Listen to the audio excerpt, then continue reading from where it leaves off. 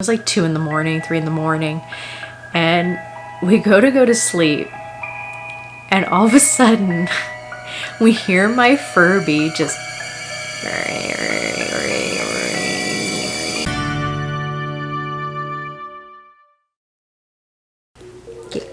you gonna get comfy? Puppy, cute little puppy. It's ridiculous, isn't it?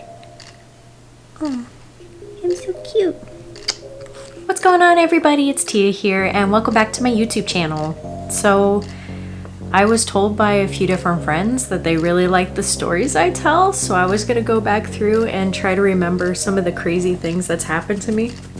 I am now in my early 30s and have experienced probably more than what a lot of people have at this point in their lives, is what I've been told. But I have a million different stories to tell. I've been in theater for 15 years. I was a vet tech for almost 10 years. I have traveled around the country a little bit. I have been to several parties, been to several events, random friends I've had. I've met a lot of random celebrities over the years, businesses. I've had so many things at this point. It's hard to like sit here and go, oh yeah, I'm going to tell you this story today. I have that dad gene in my brain where it's like, oh, back in my day, I remember when. And it just kind of comes on, so it's a little bit hard to just sit here and be like, oh yeah, I'm going to tell this story today. I guess any good story could start out with a ghost story.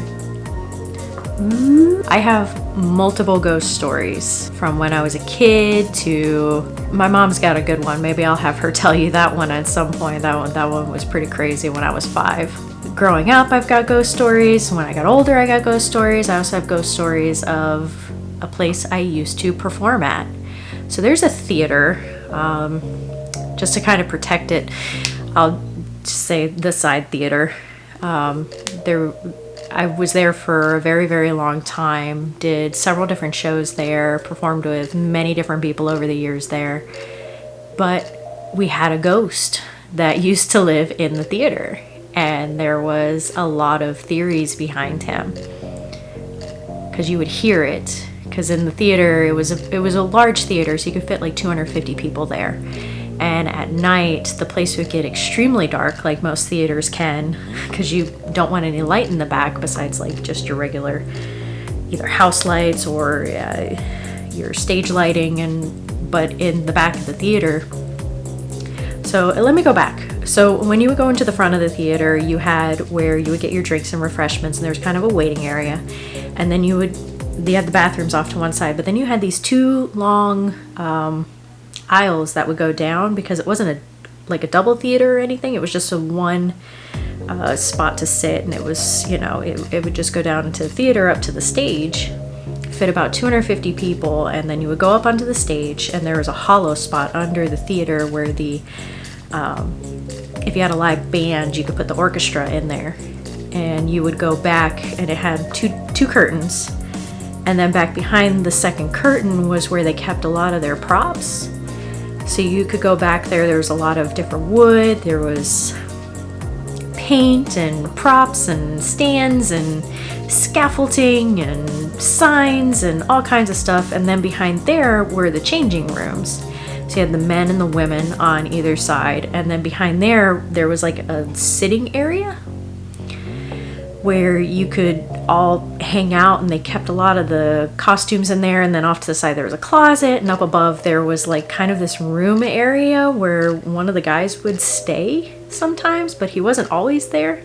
This story goes around one time in particular, and it was during when we were performing Rocky Horror Picture Show back, I want to say 2008 or 2009.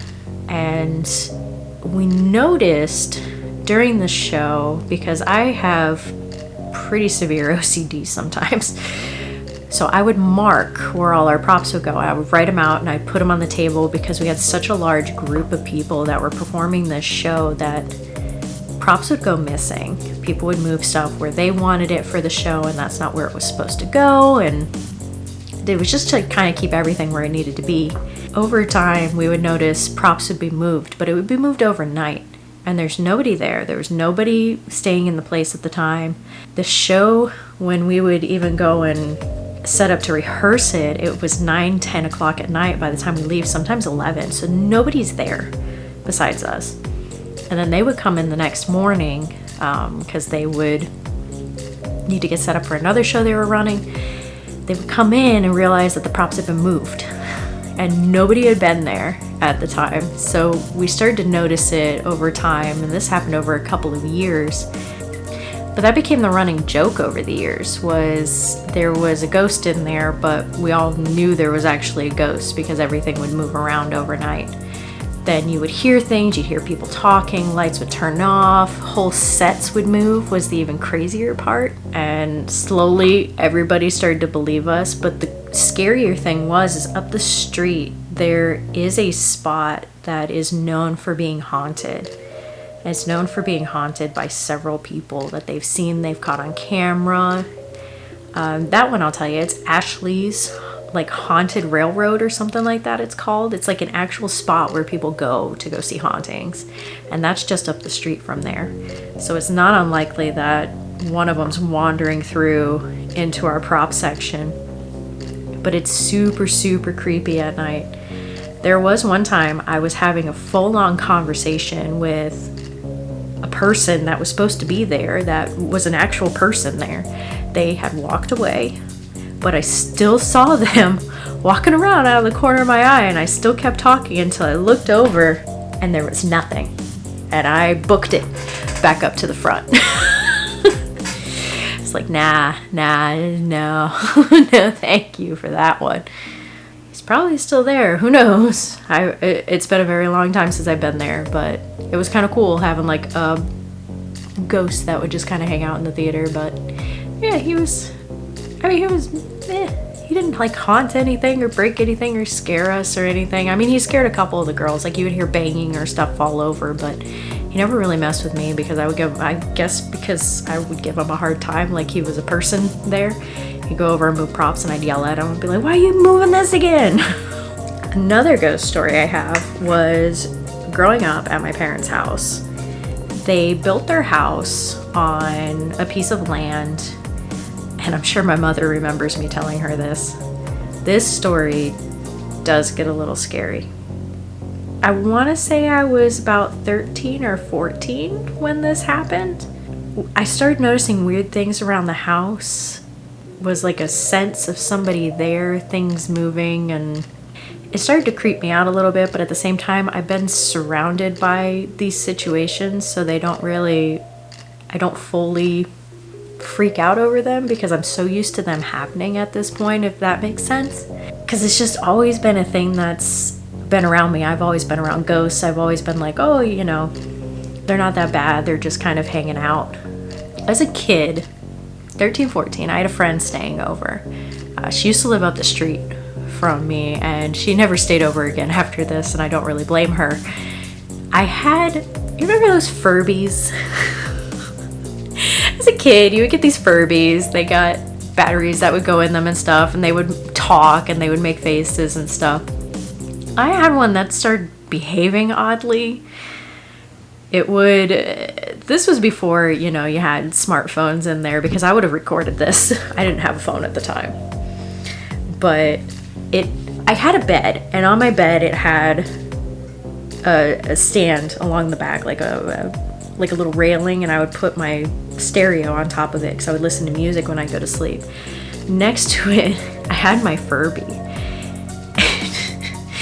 It started making weird noises before my friend stayed over, so I had removed the batteries from it because I was sick of it just grinding. It would just sit there and you just hear and it would just get creepier and creepier. So I was like, okay, maybe the batteries are dying on this thing. Let me take the batteries out because I don't need this thing freaking me out at 4 o'clock in the morning as it's just making these weird grinding noises and stuff at me. So I removed the batteries, completely forgot about it.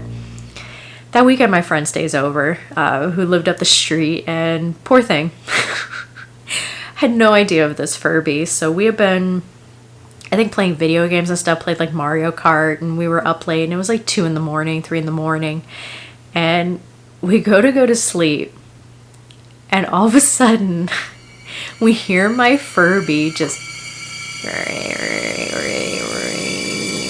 and you see like its eyes and its ears moving because that's what Furbies do. And we see its little mouth moving, and I'm like,